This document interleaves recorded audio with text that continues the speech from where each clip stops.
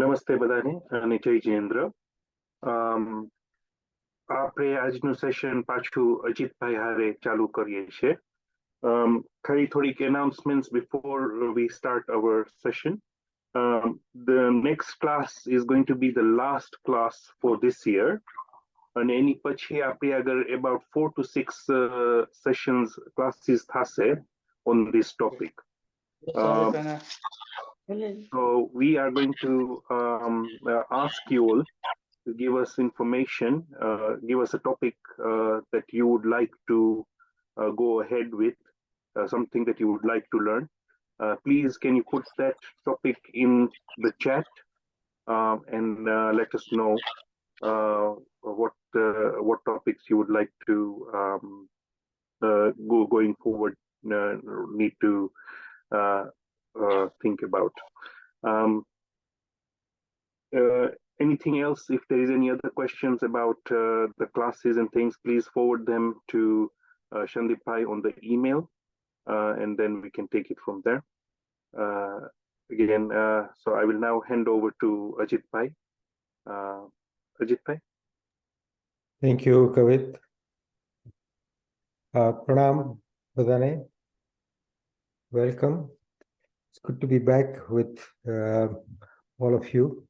I saw was there last week briefly with Rajiv, and I know that you had an excellent session on the Saklat Stotra, the recitation of all the 24 Tirthankas.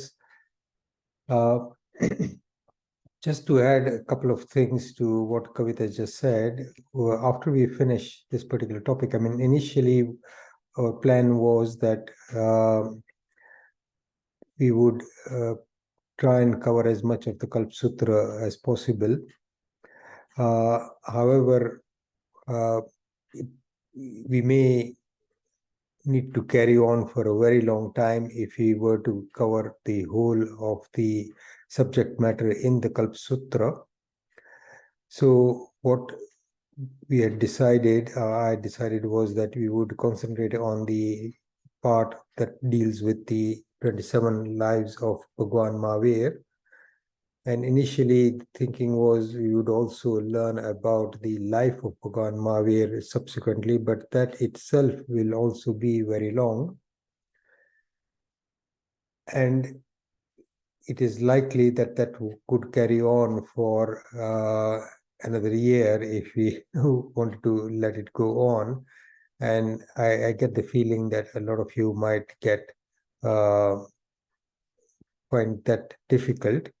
So the best way forward is a suggestion that we complete the story on the 27 lives of Bhagwan Mahavir until the time that he gets born as Bhagwan Mahavir, and learn as much as we can from that, and then switch over to a different topic. I will wait for your suggestions, but also I will give some 4 or 5 topics based on any suggestions that you may make today, but also some other things that I think may be important. And next week, we will take a vote on a short list of about 4 or 5 topics, so that we have a consensus of what topic to start next. But however, this particular topic is going to carry on for another 5-6 weeks after next week. Okay, so let's start with the prayer. I'll share my screen with the slides and I'll explain to you what we are going to discuss today.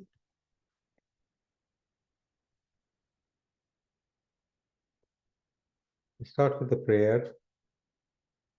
Namo Ariyantanam, Namo Siddhanam, Namo Ayaryanam, Namo Vajjayanam, Namo Lui Sabba Sahunam, Eso Panchanamukaro Sabba Pavapanasano Mangalanancha Sabbesim Paramam Havai Mangalam. Namo Ariyantanam, Namo Siddhanam, Namo Ayaryanam, Namo Vajjayanam, Namo Lui Sabba Sahunam, Eso Panchanamukaro Sabba Pavapanasano Mangalanancha Sabbesim Paramam Havai Mangalam. Namo Arihantanam, Namo Siddhanam, Namo Ayaryanam, Namo Vajjayanam, Namo Loe Sabba Sahunam, Eso Panchanamukaro Sabba Pavapanasano Mangalanancha Sabbesim Paramam Havai Mangalam. Veera Sarvasura Surendra Mahito Virambuddha Sanskrita Veerena Vyeta Swakarmani Chayo Veeraya Nityam Namah. Veera Tirthamidam Pravutamakulam Veerashighoram Tapo Veerashri Dhruti Kirtikanti Nichaya Sri Veerabhadram Disa Kamathe Dharanendracha Swashitam Karma Kuruti Prabhusthalya Manovrutti Parshanatha Sri Estuvaha Anguthe Amritavase Labditana Bandar Sri Guru Gautama Samariye Manavanchita Padadatar.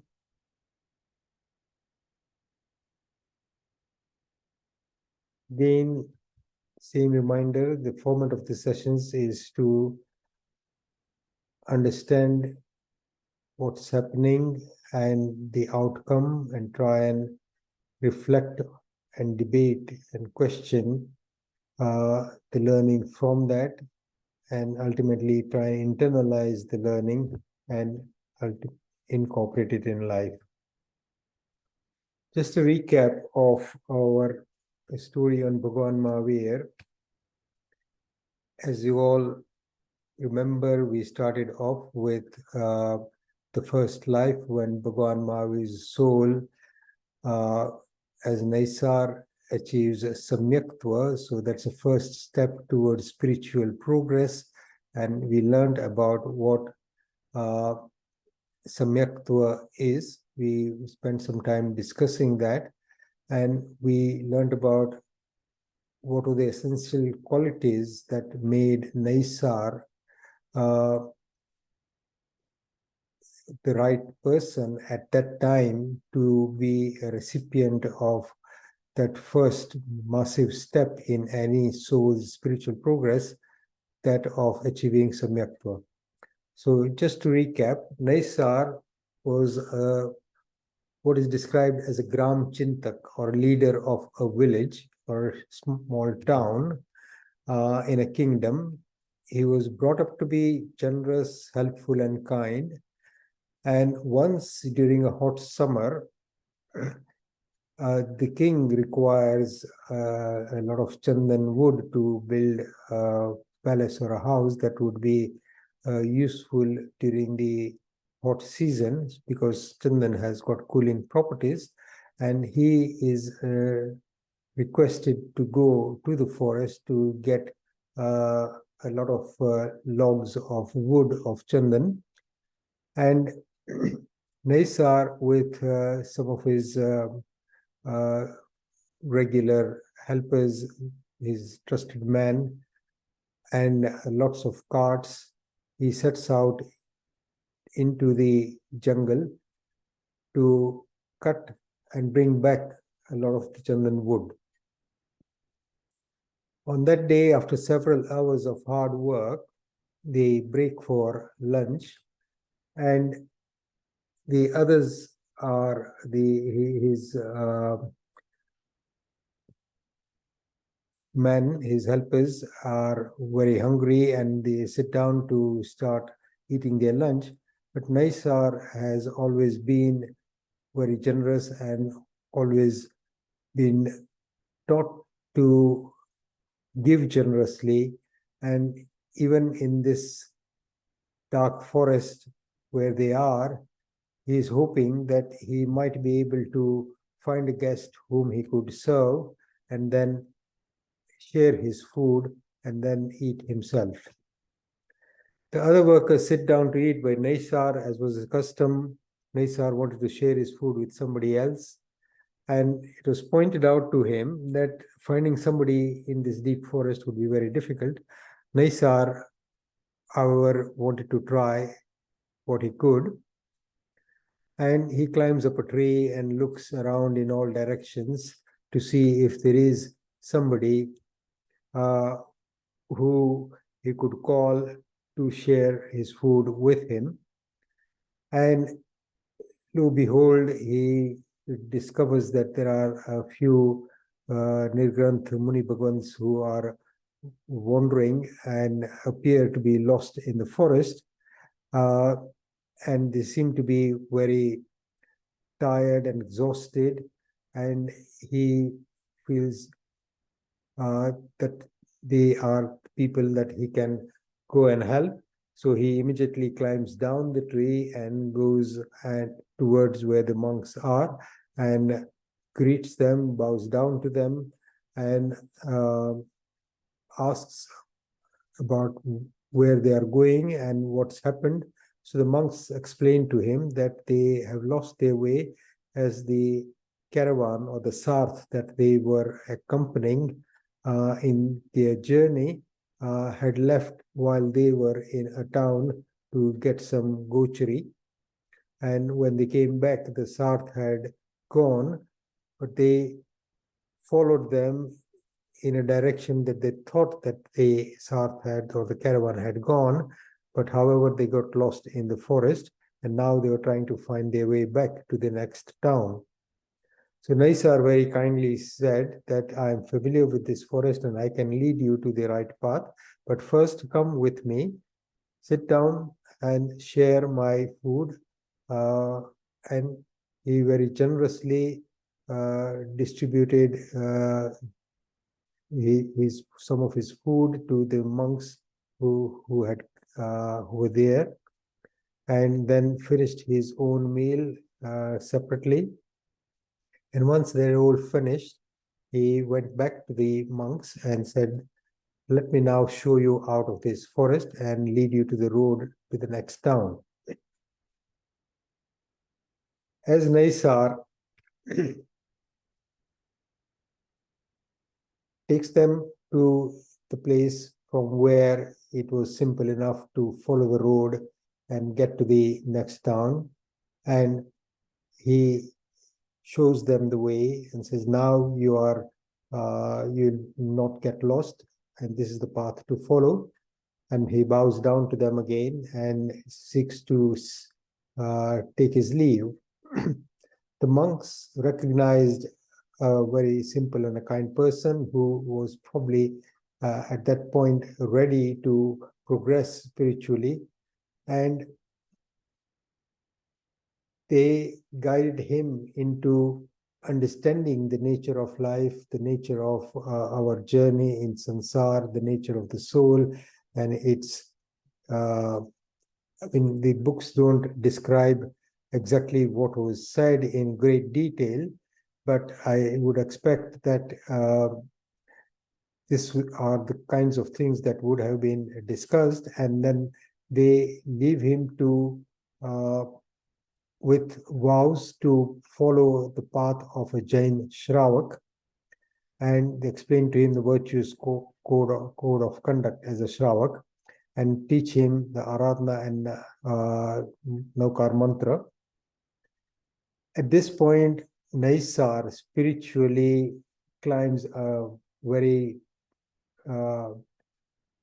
massive step and achieves what is called a Samyaktva, that is a stage of spiritual progress. And this is the first step at which his progress starts, and this is the point at which everyone's life's progress is counted.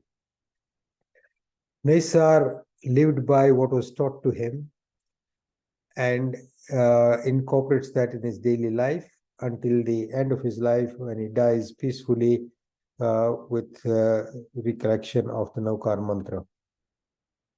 It's just an image that I shared with you before.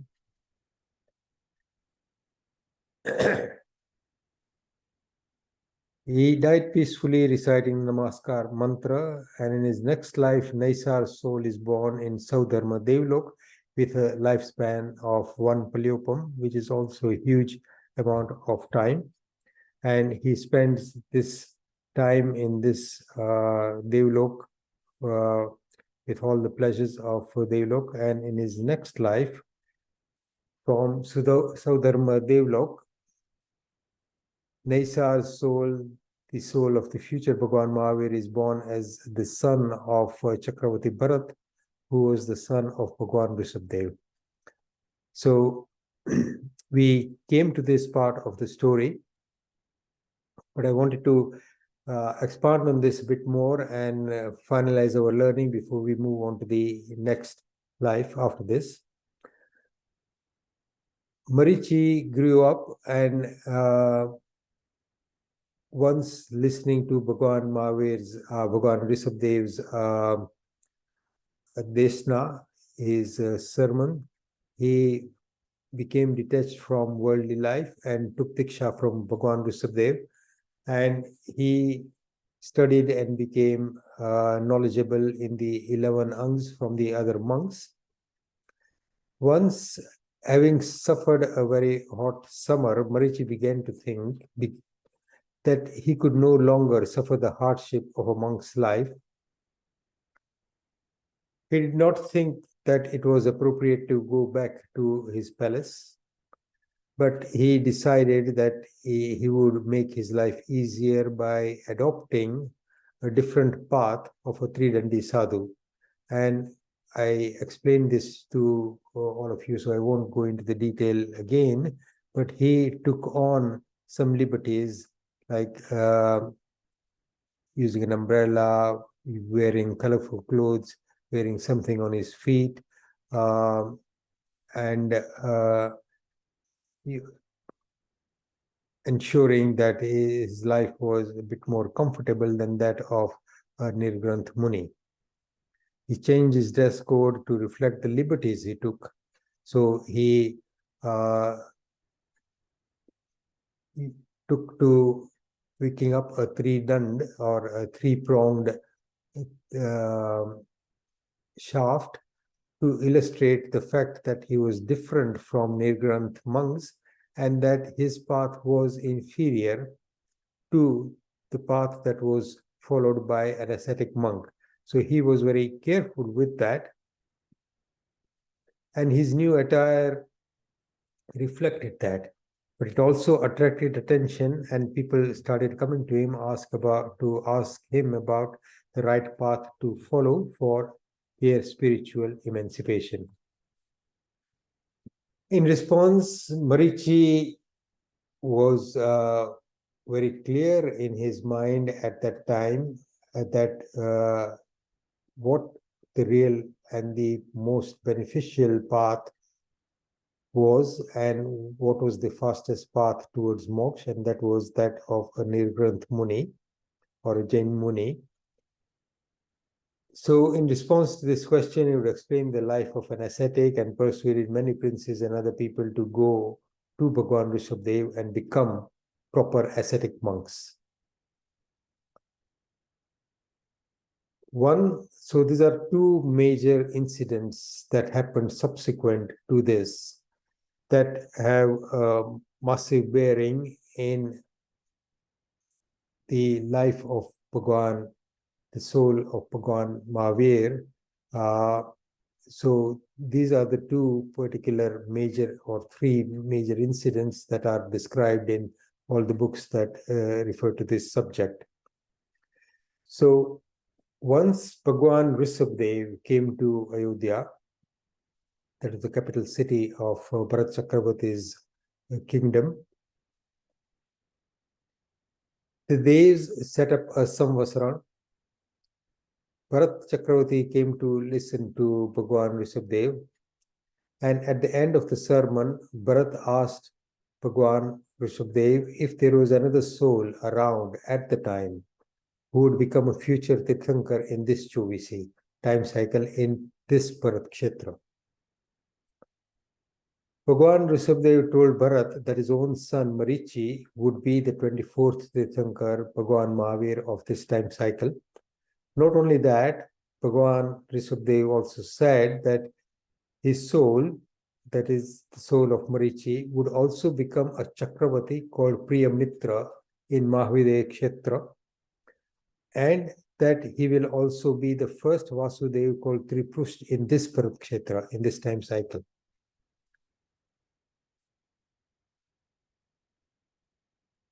Bharat Chakravarti was overjoyed at hearing this, and he immediately went to Marichi, bowed, joined his hands in respect to Marichi, did 3 pradakshinas around him and bowed down to him, but he made it clear that he was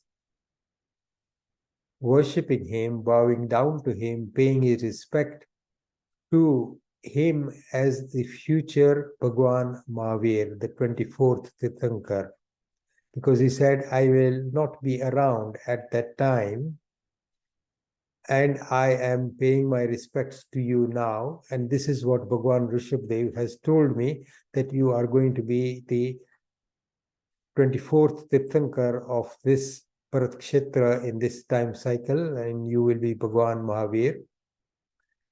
And not only that, you will also be a Chakravarti and the first Vasudev of, you will be a Chakravarti in Mahavir Kshetra, but also the first Vasudev of this Bharat Kshetra in this time cycle. And I am paying these respects to the Tirthankar, the future Tirthankar Bhagwan Mahavir, and not to this particular role that you are currently fulfilling of a Tridandi Sadhu, because that particular role does not deserve the same respect as that of a Nirgranth monk that Bharat Chakravarti would obviously be bowing down to and paying respects to. Now, Marichi, listening to this from his father, Bharat Chakravarti, is so elated and so full of pride about the heritage that he's inherited, that all his ancestors, and he stamps his feet in celebration. This is how it's described, that he stamps his feet 3 times in celebration and dances with joy and pride, saying that his family and his ancestry were so great that his grandfather was the first Tirthankar, his father the first Chakravarti, and he himself would be the first Vasudev of this Bharat Kshetra in this time cycle. And he is also thinking that he would be the last Tirthankar of this time cycle, and he would also be Chakravarti. So the stature of his family is so great that these are extremely rare births, and in this particular life, there are several members his grandfather and his father and he himself share that status of an extremely exceptional positions in this life and in future lives. Because he's so proud of his lineage, he strongly binds Nich Gotra Karma because of this pride. And this was the result of this Nich Gotra Karma comes into fruition, and the residue of it that lasts until his last birth as Bhagwan Mahavir, where he has to spend 3 months in the womb of a Brahmin, which itself was an exceptional event that we discussed at the beginning. Sometime later, Bhagwan Rishabdev achieves nirvana and goes to moksha. Marichi continues to travel with the other monks of Bhagwan Rishabdev's order, Tirth. He also continues to preach, and because he was actually quite knowledgeable and then also a very good preacher, a lot of people came to him, and whoever was suitable and ready to become a monk, he sends them to the other monks to follow the right path. Once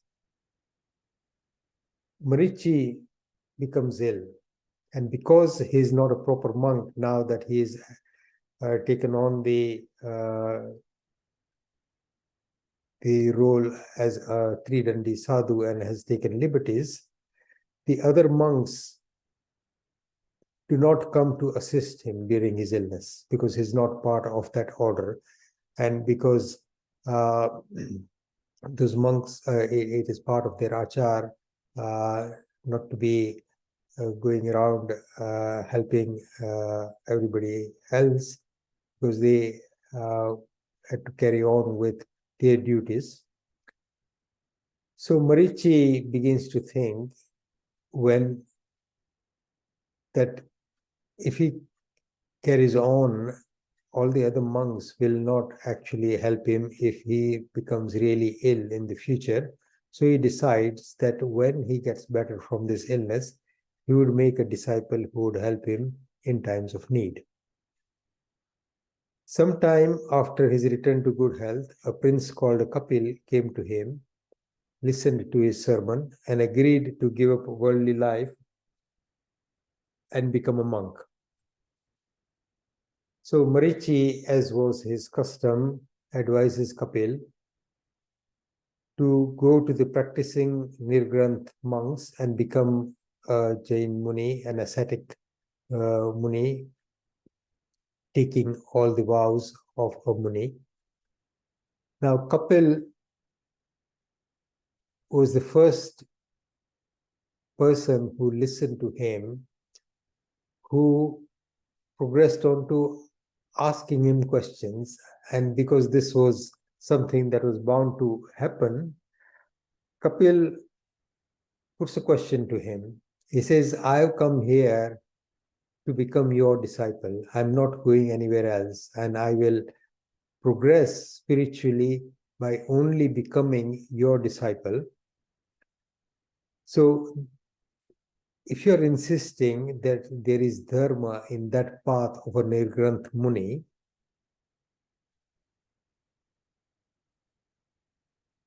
isn't there dharma in your path?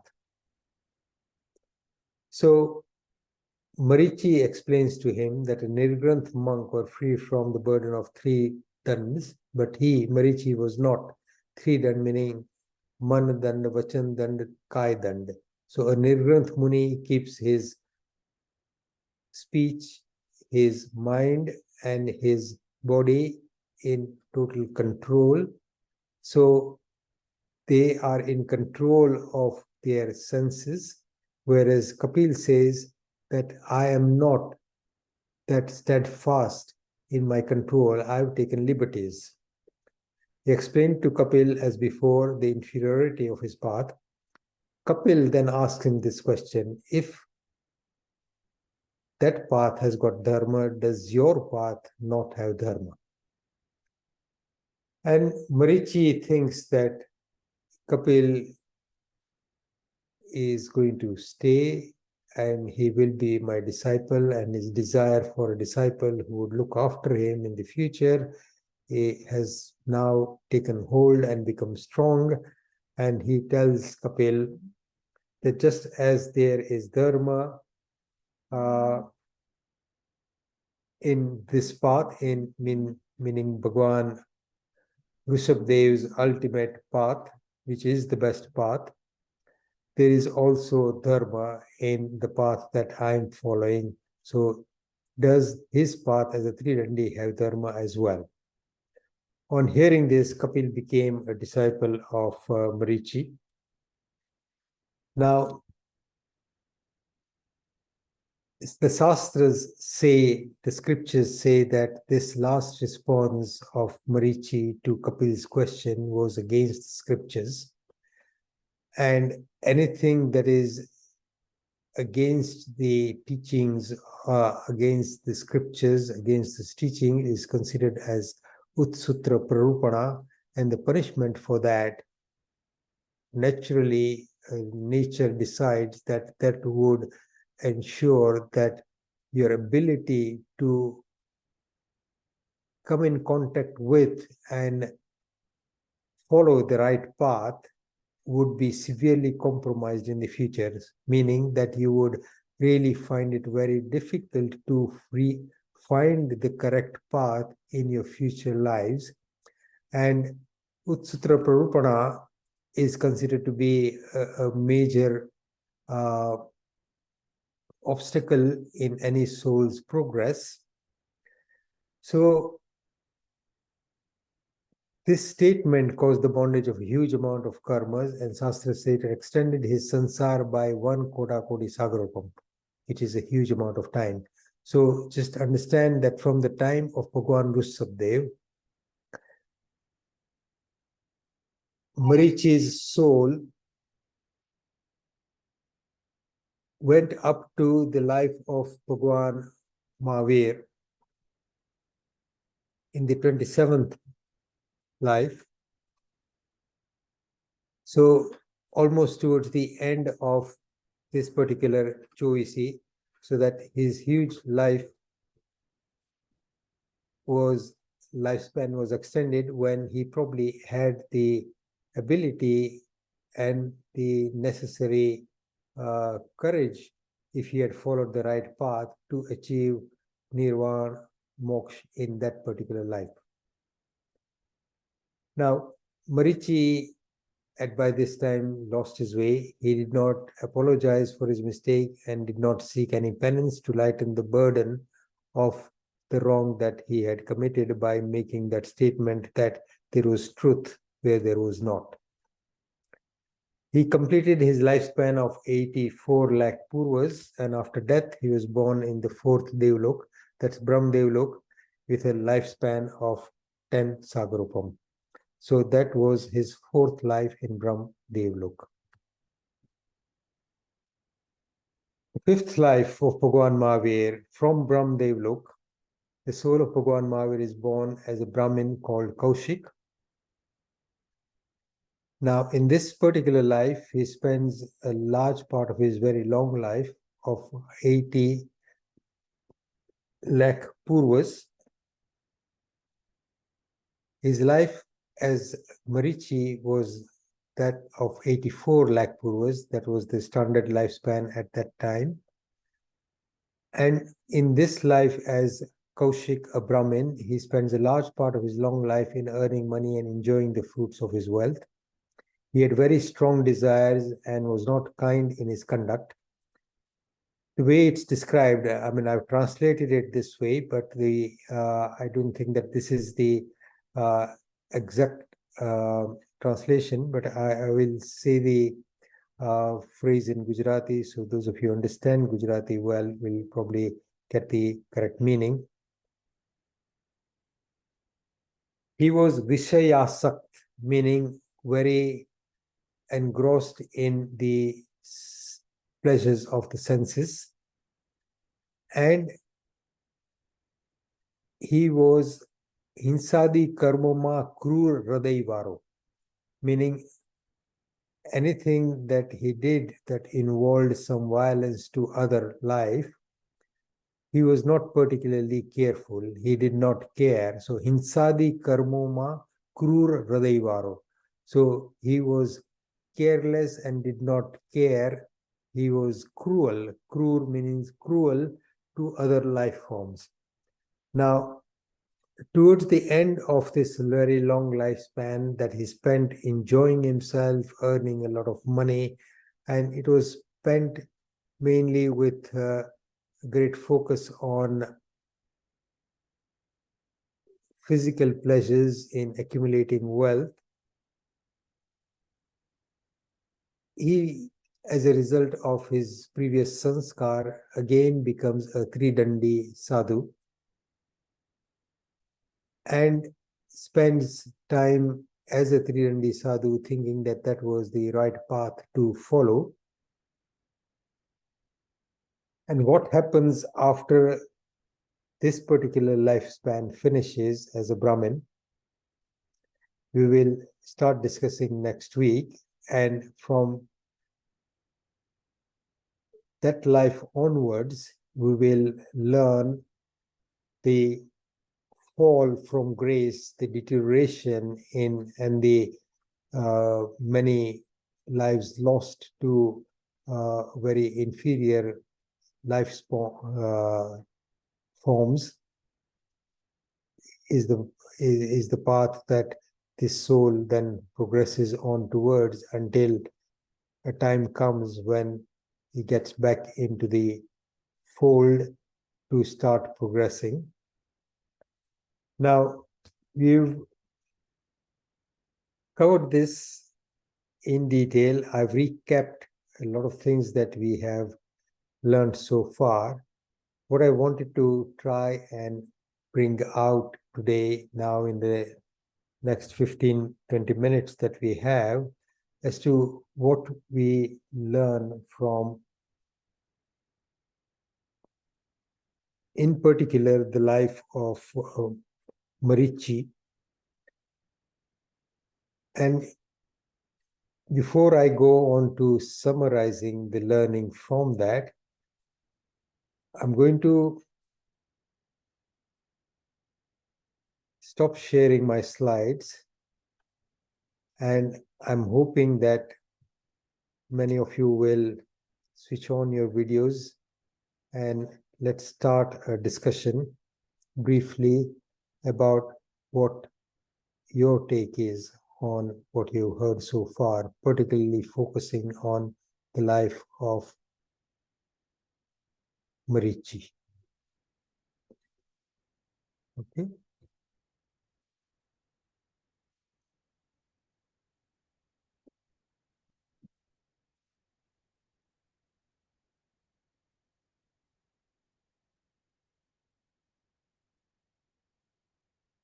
Sorry, I got up to close the door. There's some noise. Nobody feels brave enough to switch on their videos.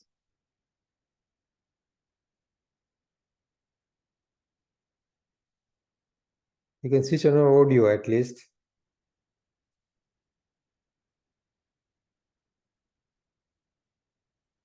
Nilba, thank you. Any particular thoughts on what you learned? Well, from based on Marichi's life, he was going in the right direction to start with. That he took the Diksha path, but for his own reasons, he then changed the way of the sadhu life. However, it wasn't, I think by doing that, okay, he wasn't really going in the right direction totally, but he wasn't falling too far until he had that ego that, oh, great good and great sort of, he's going to be Tirthankar and this, that, and the other. So that really kind of like sort of had a so much downfall. So it's, to me, it appears that if you've done good karmas, that does take you far, but the bad karma, even the tiny bit of bad karma outweighs that. Good. I think a good understanding of the importance of what may appear to be small things, but what I'd like to ask from what you just said, there are two incidents. One where he takes pride in his ancestry and his heritage, and you just described that as the major reason for his downfall. But spiritually, the other reason where he actually pronounces that his path is as good as the other path is where the more important mistake is. So in terms of this particular position where he takes huge amount of pride and dances in joy, accumulates niche gotra karma that would make it difficult for him to find the right birth to progress.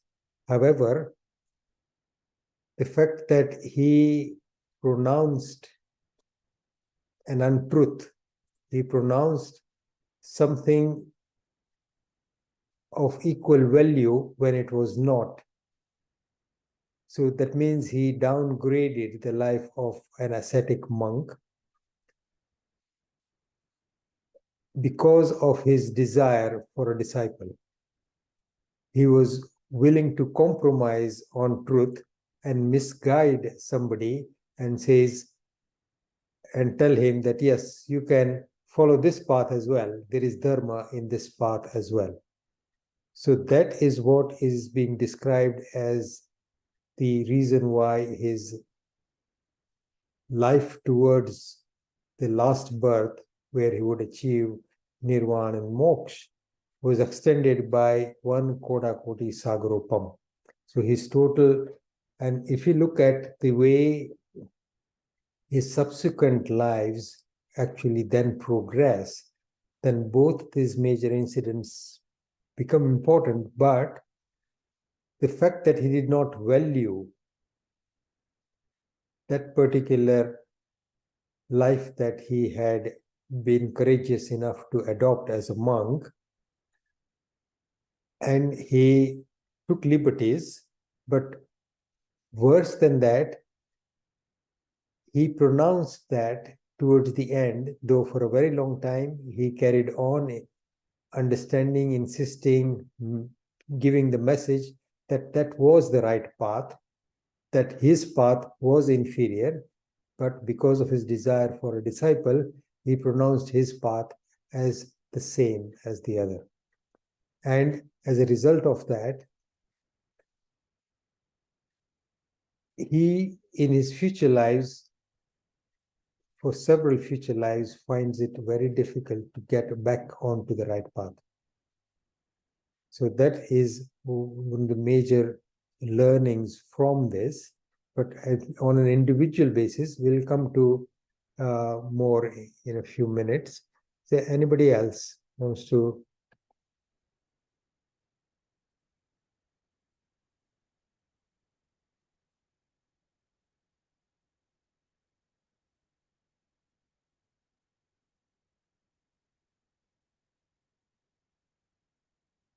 No?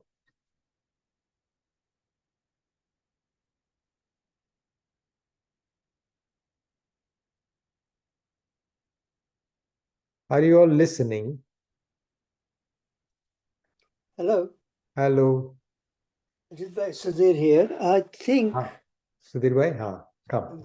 Rishabh was the all-knowing, almighty one. Mm-hmm. He knew what was to happen in Marichi's life. Mm-hmm. So obviously he had told Bharat Chakravarti about his future. Mm-hmm. And he probably wanted Marichi to go through all the good life and bad life in his lifetime before he becomes a Tirthankar. Maybe to speed up his journey towards Tirthankar route. That's my understanding. Yeah, so I think you, Sudhirbai, you are. I think we're getting into a deeper end of fate and deeper end of control. So Bhagwan Rishabdev was answering a question, basically. Yeah. And he was answering a question about if there was another soul currently present who would be a future Tirthankar. Yes. So, yes, he would know the outcome of the particular dialogue that followed. He would also know that this is exactly what would happen. However, that particular fate of Marichi and what happened following Bharat Chakravarti's visit to him and paying him the respect for his future life as Bhagwan Mahavir, what followed was something that was destined and bound to happen. Yeah. And Bhagwan Rishabdev would know that, but he would also know that the nature of the journey that would follow would happen anyway. Yes. And there is no way of actually changing that. So in many ways, there is a lesson here that there is destiny and there is a future as far as the knowledge of a Keval Gnani, Tirthankar, Paramatma, or any other Keval Gnani is concerned. The past, present, and future is completely clearly known, but that does not mean that the influence of the karmas that actually make that future happen is something that happens in a vacuum. So those karmas were formed as a result of that particular action that Marichi took in both these incidents as a when Bharat Chakravarti goes to him and subsequently after many years, and this incident where he with Kapil happened after Bhagwan Rishabdev had gone to moksha.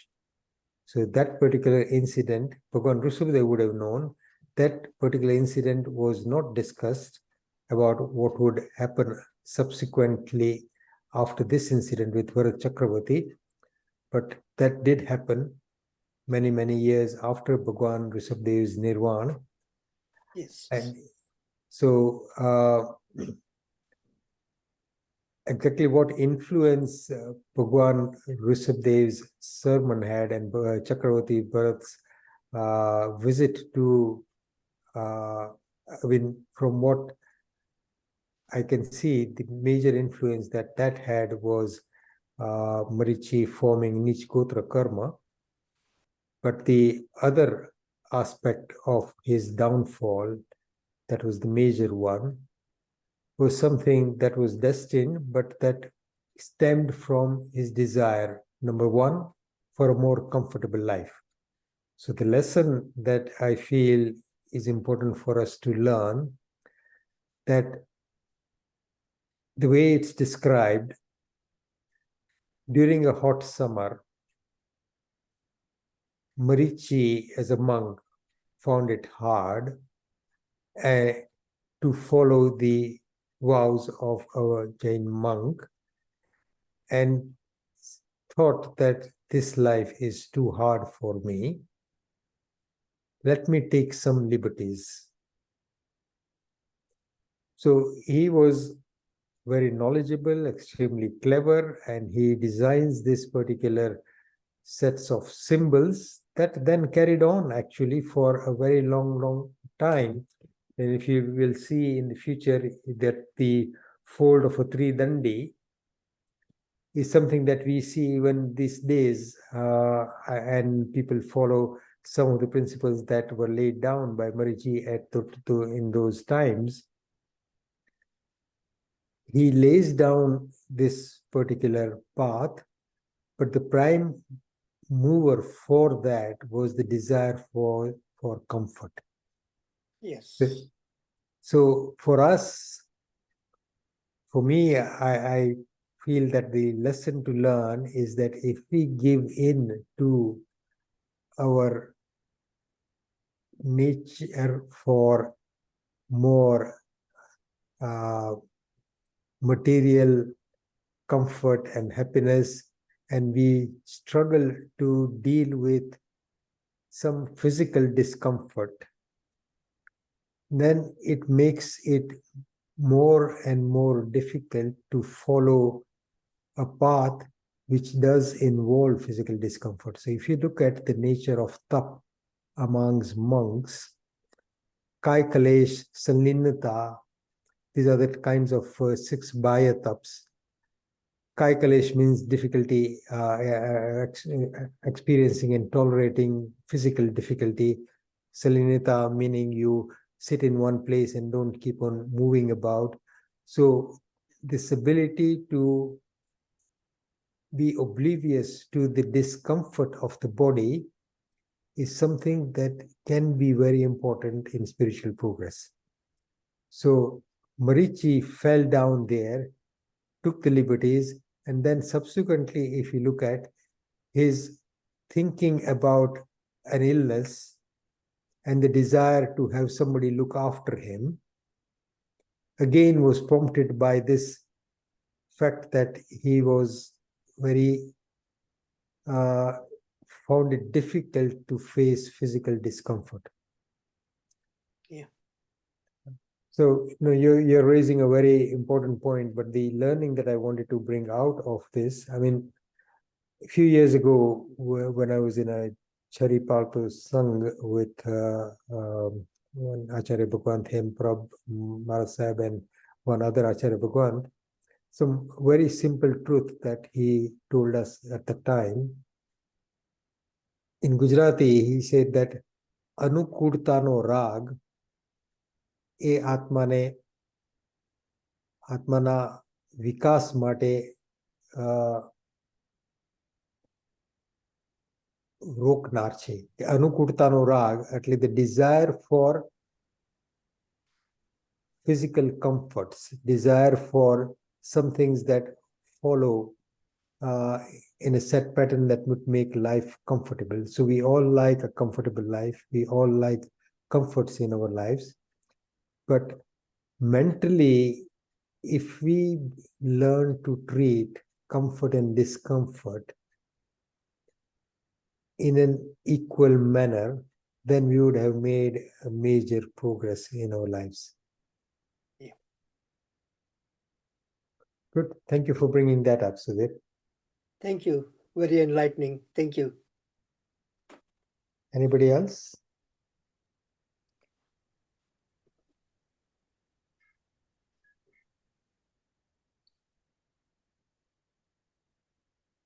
Okay. We'll learn more about the consequences. Pranam Ajitbhai. Pratbhai, thank you. Jai Jinendra. I just wanted to point out one thing that when Marichi, what brought his downfall, I mean, and add to his future lives to be extended. I mean, Bhagwan Mahavir is the Tirthankar with the maximum lives after his Samyak Darshan out of all the Tirthankars. That's number one. Yeah. And number two, that it's very difficult to sort of visualize that Bhagwan Mahavir was born in, his lives are mainly in the fourth ara, Chotha arama. Yeah. The Muninu Jivan apne જોઈએ, I mean, if you really see the hardships that Muni Bhagwans go through, I mean, there is apna Jain Darshan ma they say Bavish 22 Parisha. Parishna, Those Parisha I mean, the first and the second one are like extreme heat, extreme cold, extreme hunger, yeah, extreme thirst. These are the only 4 ones. There are 22 of them. Yeah. Now, if he thought that he could not bear the difficulties, if he wanted the comforts of, life, which Muni should not have that. They have Samta Bhav, equanimity Bhav, which he did not cultivate, or he did not have that in his life at that time. Maybe is the Samyaktva that he had in the first life had probably gone by then. That's what that's what I would think. yeah, Maybe I'm not right, but it is very difficult. But because had its Samyaktva being transformed to Shaivap Shamik or Shaik Samkit, then he would not have to go through all these lives of going to Narak as well, because he did go to Narak, I think, twice or yeah, maybe. I agree. But the important thing in life is that Muni nu Jivan, even if you see Digambar Munis, even in today's lives, they go through so much of difficulties, and so with such equanimity and samta bhava that it is unimaginable. Going through, but that's what. And as you said, પ્રતિકૂળતા આવે ત્યારે દ્વેષ ન થવો જોઈએ, અને અનુકૂળતા આવે ત્યારે રાગ ન થવો જોઈએ. We should have that samta bhava. Absolutely.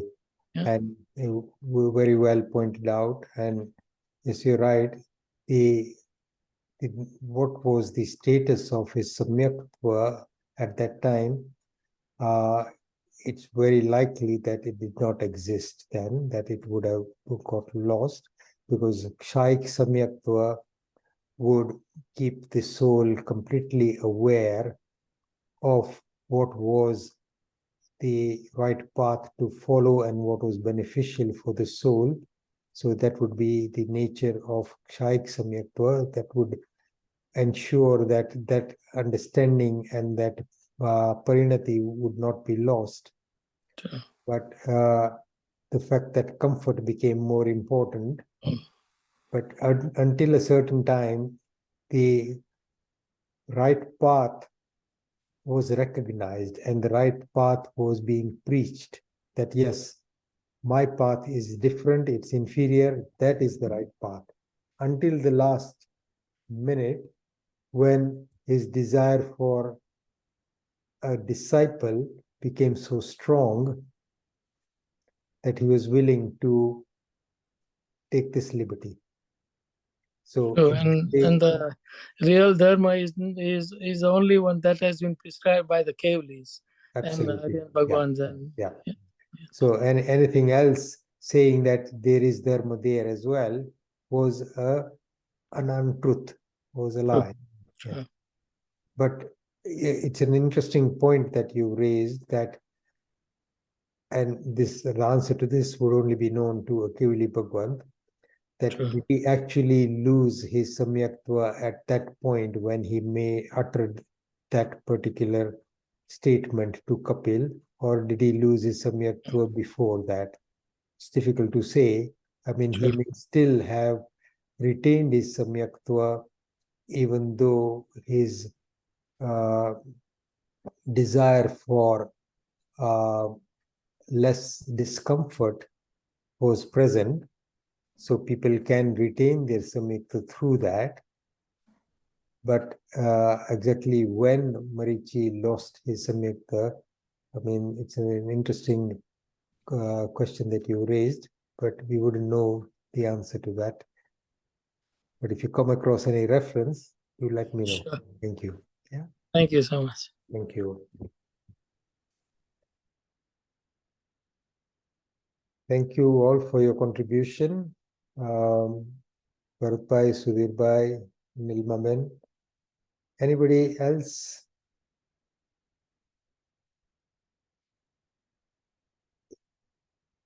All right.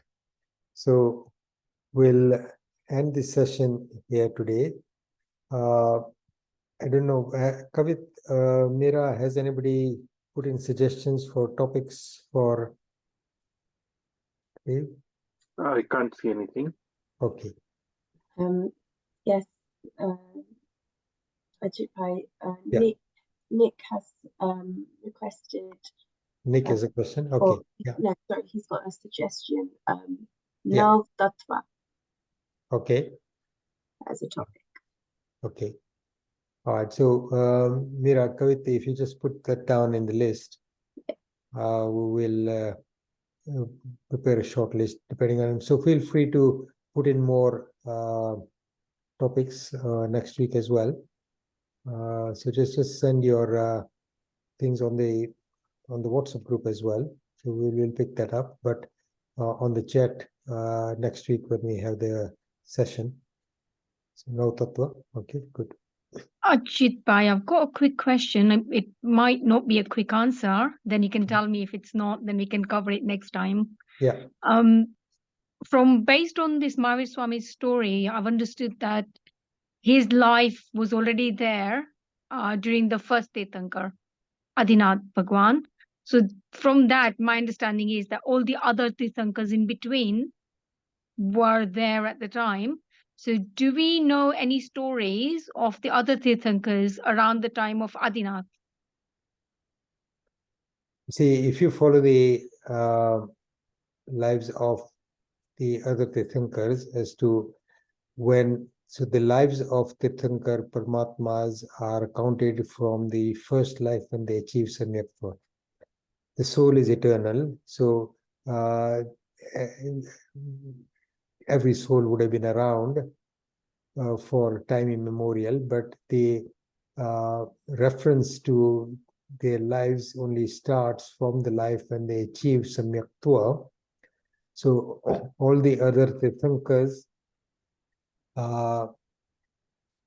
being around at the time of Bhagwan Rushabdev, they would have been, but not necessarily in this Bharat not necessarily in that Sangh. So Bhagwan Rushabdev pointed out only one person. He says, your son Marichi is going to be a Tirthankar in this Chovisi. And that is a specific question that Bharat Chakravarti asked. Is there anybody in the time or in this Parshada at the moment or in this Sangh at the moment who will become a Tirthankar in this Bharat Kshetra in this particular time cycle in this Chovisi? So that was a specific question and this was a specific answer. Only a Keval Jnani would know where the other 22 Tirthankars were at that time. Whether they were in this Bharat Kshetra, but you must remember that there are, the universe is huge. There are 15 Kshetras. There are 4 other Bharat Kshetras, 5 other Airavat Kshetras, 5 other Mahavir Kshetras, and the soul moves from one place to another anywhere. There is no guarantee. So this reference to Priyamitra Chakravarti was also he would be a Chakravarti in Mahavir Kshetra, not necessarily this Bharat Kshetra. So we do not necessarily need to follow our life in that particular Kshetra. Okay. So we may, I mean, we are here now in this life, in this Bharat Kshetra, in this Panchmahara. We could have been anywhere. Okay. And we could have been in any particular yoni. We could have been a Dev in Narak or a Tiryansh yoni, anywhere. The assumption would be that we are here now and we are here with some interest in the spiritual progress, so that we have come at least to this point in time in our lives where this kind of subjects do attract us. So in spiritual terms, those are some of the qualities that suggest that the soul is reaching some level of awareness. That does not necessarily mean that our progress is very near. It could still mean a few million lifetimes ahead of us. So we don't know. Okay. But I mean, the soul is free in the universe. It doesn't necessarily follow one particular kshetra or one particular yoni. It all depends on what kind of karmas it acquires. Okay. Thank you so much. So based on that, my understanding of Jain geography is very, very limited, and it would be nice if we can cover it at some point.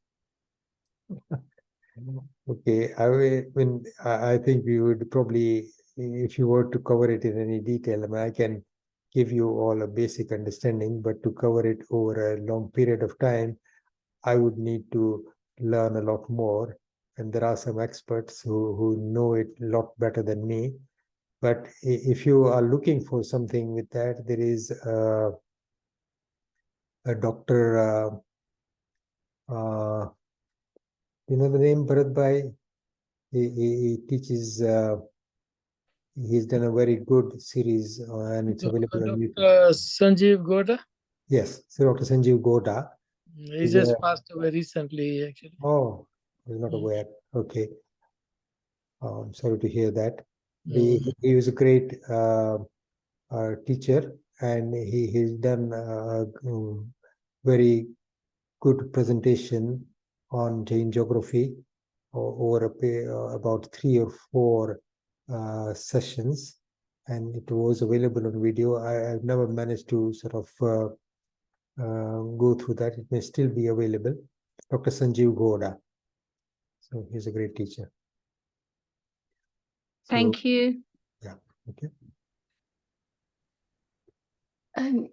Ajitbhai, I have a question, if I may. Yeah. So my question is based on Mahavir Bhagwan Swami, and he told Gautam Swami a lot of things, including the fact that we're going to go into like a really bad era. Now, if he knew that, why did he not do something to prevent us going into a bad era? So Darshana, these are some of the things that we all struggle with, that if there is knowledge of what is going to happen, and there is power and there is resources, why is there no effort spent in altering the future? That is the question that you are asking. Yeah. However, one thing that we have to understand is that the nature of what transpires and happens over a period of time is known to Tirthankar Paramatmas and to all Keval Gnanis. But the influence that even an all-powerful being like a Tirthankar Paramatma can exert to change anything only goes as far as teaching us to follow the right path and alter our destiny, ourselves. And that only happens when the time is right for each one of us individually to actually begin to progress in that. So some of the first steps that the soul takes to begin the progress are actually not down to effort at all.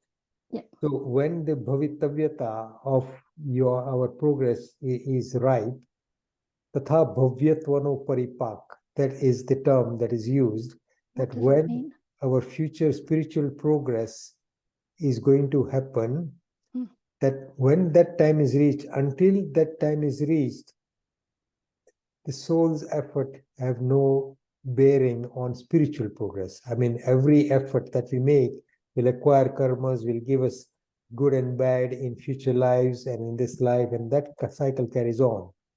But in terms of spiritual progress, when the time is right, then the soul begins to get to a point where the raga and dvesh, the monia karma, has subsided to such an extent that the light is visible for the first time and the beginning of that light.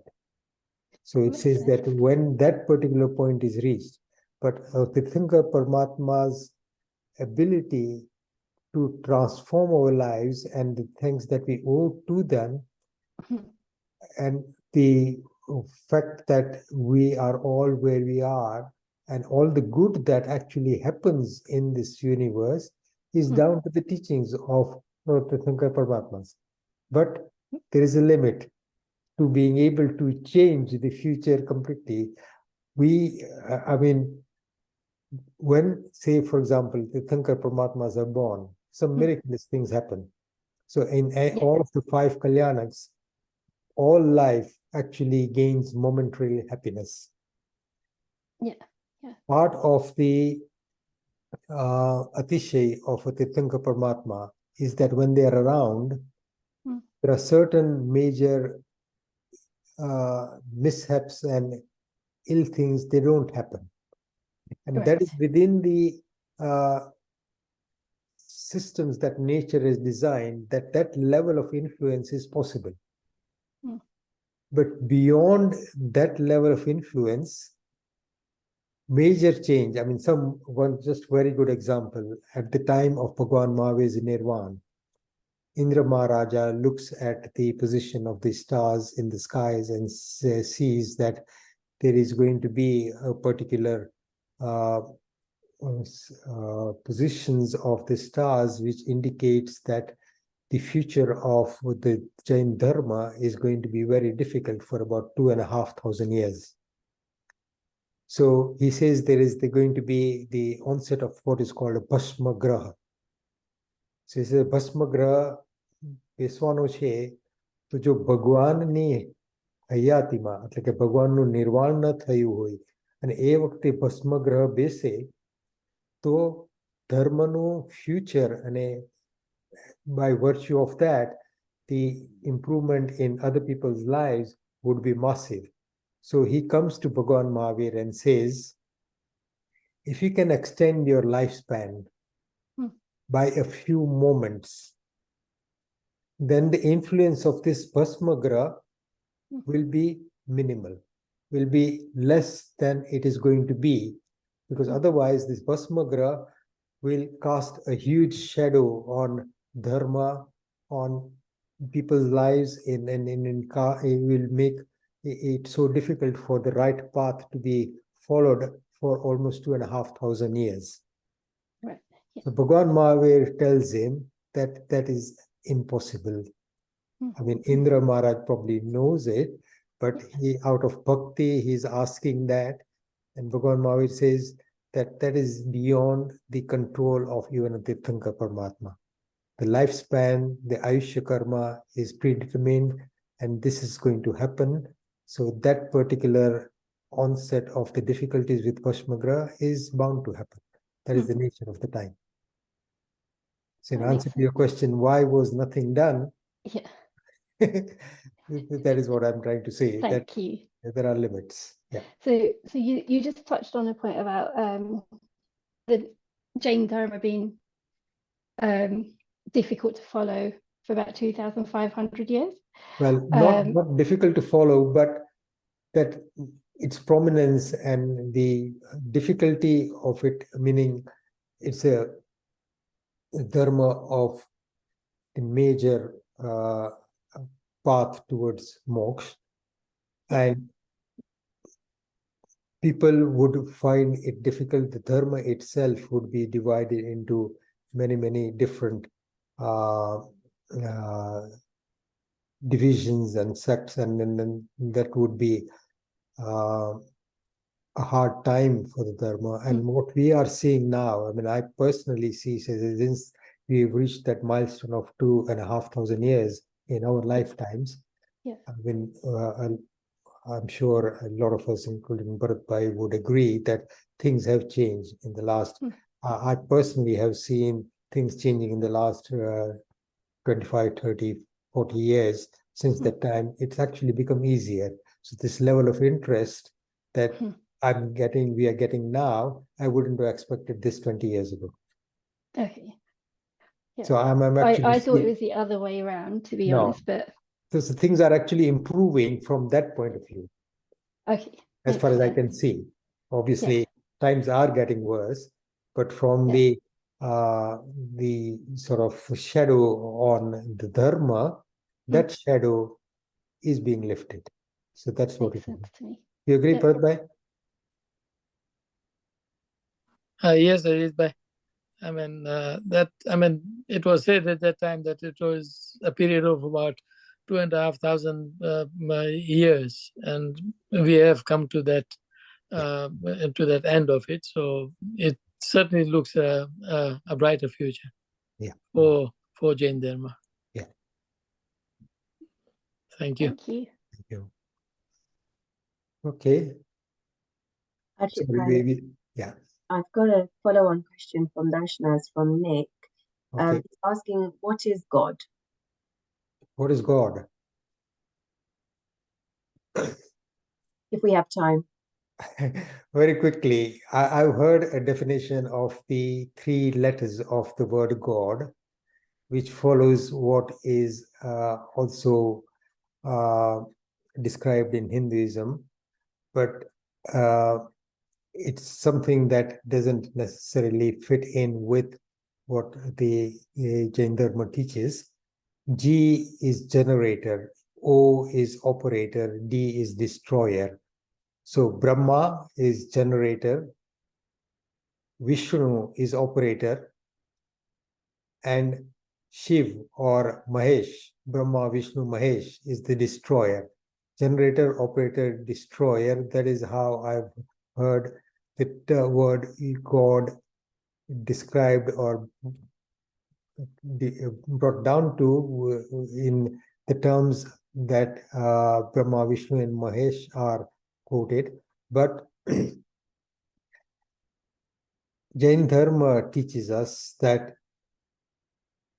there is no creator, that the universe has always existed and will always exist, that there is no beginning and there is no end, that the soul was not created and the soul will never die, that everything else in the universe has been there, but everything is subject to change, and that there is no absolute controlling body that actually does this.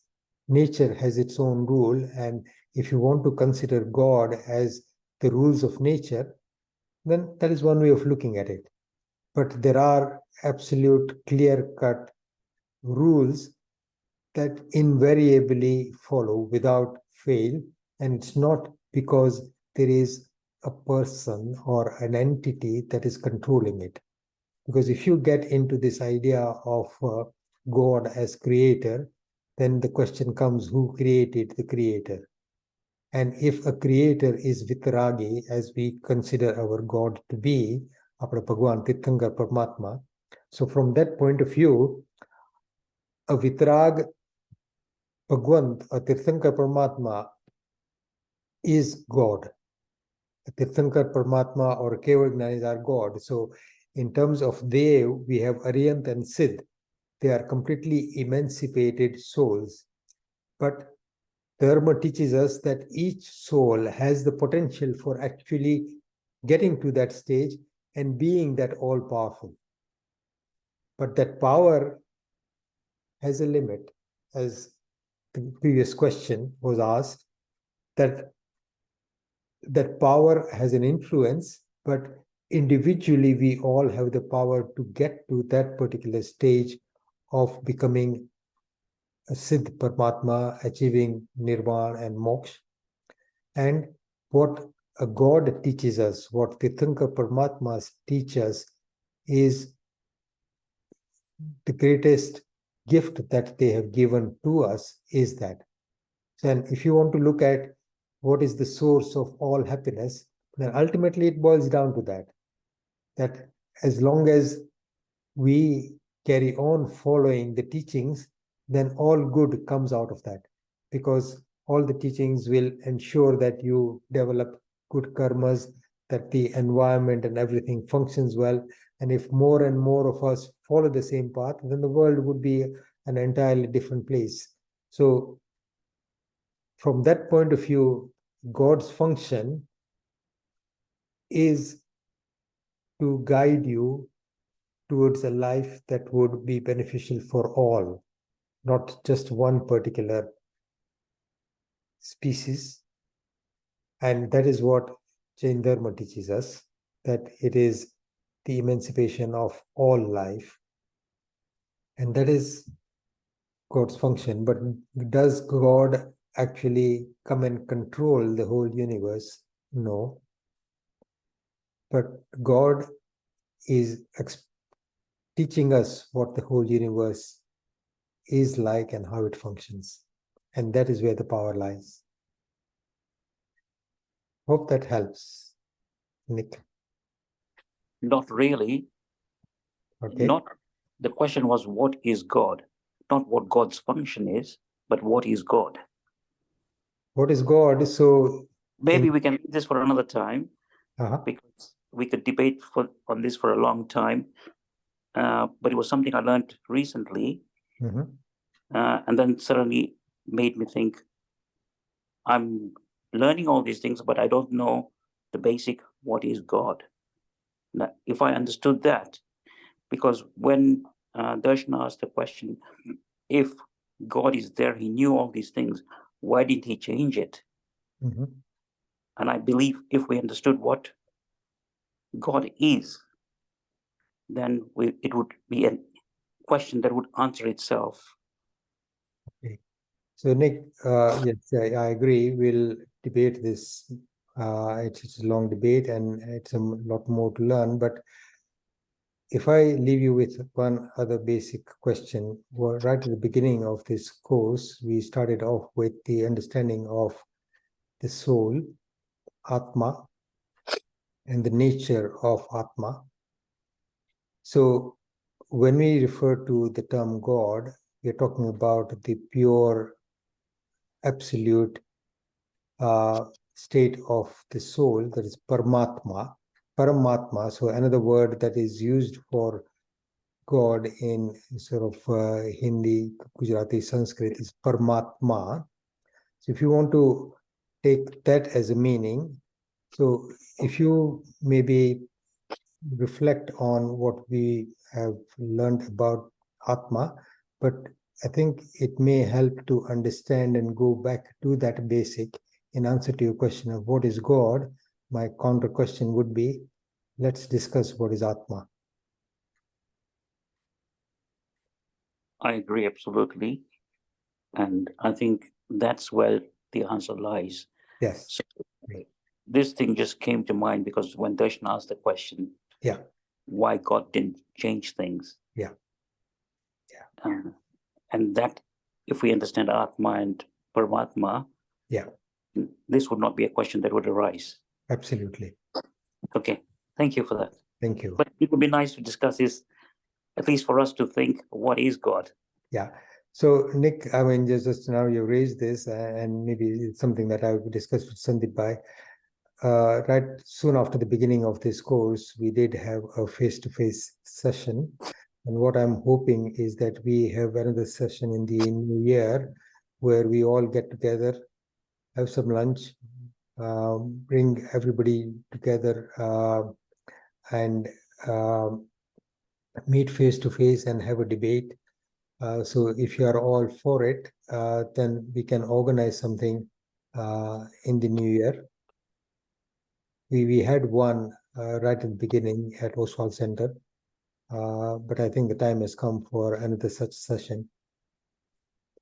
Would you all be happy to come? Yep, sounds good. Yeah. Yeah. Okay. Thanks.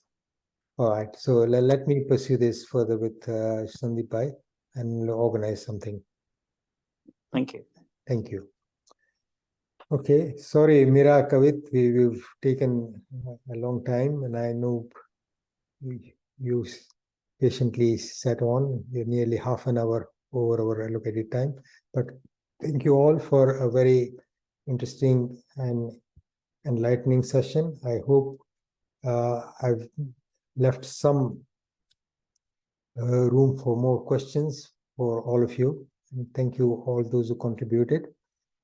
If I've said anything that is against the teachings and the principles of Jain Dharma, as propounded by our great Tirthankars and our Guru Bhagwans, I ask for forgiveness. I apologize. Michhami dukram. Jinagna viruddh kain pan bola hai ki bhai vicharo ete savi ho manochan kai kare tas michhami dukram.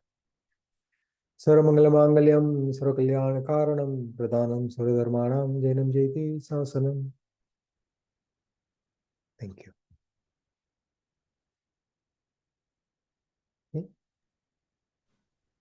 Pranam Ajitbhai, thank you. Thank you.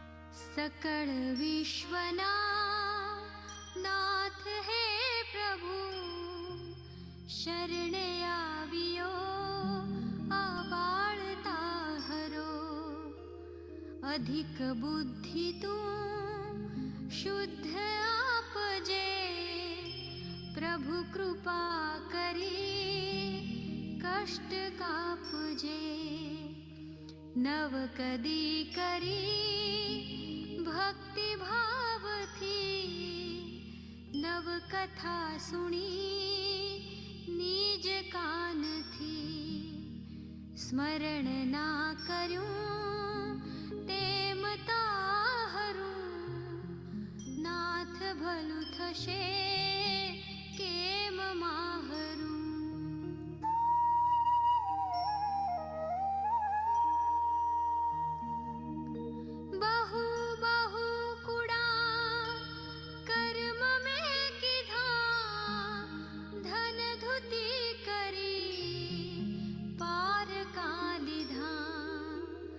गरीब रंकने दुख आपिया तरु सुधर्मना देह कापिया अधिक लोभनी लालचे फसी फिकर ना धरी चित्त मां कशी कथन कई कुड़ा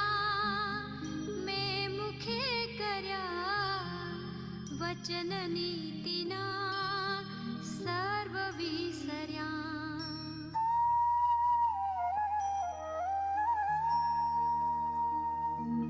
करवडे कदी धर्म ना कर्या पण अधर्मना कोथळा भर्या जगतनाथ हूँ डर्यो नहीं जरे अनेक पाप में संसार मां कर्या चरण थी कदी चाली ना गयो प्रभु सुपंथ मां दूर तो रह्यो चरण पाप ने पंथ तो धर्यो दीन विषे नहीं ते थकी डर्यो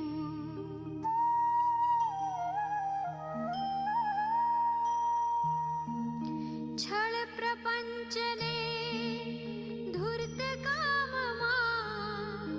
नव कदी मुकी ओ छप हाम अधम जात नो प्राणी हो खरो प्रभु तू थी रह्यो सर्वदा परो कर गमे तने जे प्रभु हवे अहीं बळू छूं पाप संताप मां दुख थी दूरे नाथ जी करो अरज बाळनी दिल माधरो सकळ विश्वना